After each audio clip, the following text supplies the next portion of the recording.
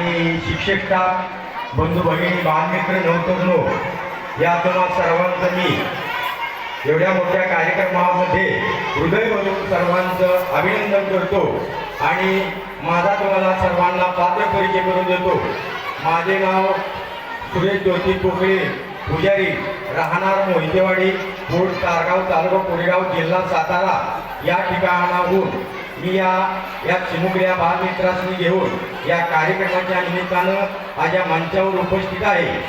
तरी या मंचावर उपस्थित राहण्याचा अर्थ म्हणजे मी एक अशिक्षित माणूस आहे, परंतु माझी लहान नातवंड शाळेमध्ये असताना काही 8वी 9वीत आहेत, काही 3री 4थीत आहेत आणि त्या मुलांना मी शालेय स्तरावर घेऊन जात असताना त्या अनुषंगानं मला सुद्धा वाटायचं की आपल्याला सुद्धा लिहिता वाचता यावं, सही करता यावं, परंतु ते माझ्या पहिल्या काही आर्थिक अडचणीनं, आर्थिक परिस्थितीनं मी शाळेत जाऊ शकलो नाही आणि ते माझ्या मनाला फार दुःख या माझ्या नातवंडांना बघून व्हायचं।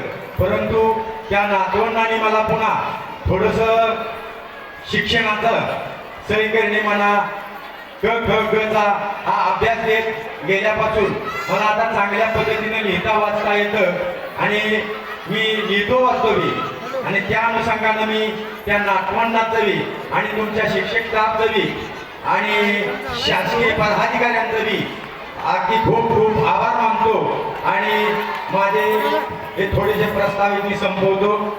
जय हिंद, जय महाराज। बाबा, आपण मनापासून कोणतीही गोष्ट आपण करू शकतो।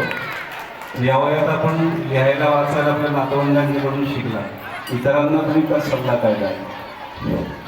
त्याप्रमाणे मला ज्या पद्धतीने त्यांनी थोडंसं ज्ञान दिलं त्या पद्धतीने मी आता तुम्हाला थोडक्यात सांगायचं म्हणजे हा कार्यक्रम आमची गावच्या मॅडम आमच्या आहेत त्या घेऊन जिल्हा परिषद शाळेच्या वतीने घेऊन आल्यात। मला त्याची उत्सुकता वाटते आणि दरेक कार्यक्रमात मी हजर राहतोच, कुठलाही कार्यक्रम असला आणि त्या अनुषंगानं मी या ठिकाणी आज आपलं स्वतःचं वैयक्तिक काम सोडून सुद्धा या कार्यक्रमात सहभागी झालेलो आहे आणि त्यांच्या या पुढच्या वाटचालीसाठी माझं त्यांना अतिशय योगदान आहे आणि आशीर्वाद आहे।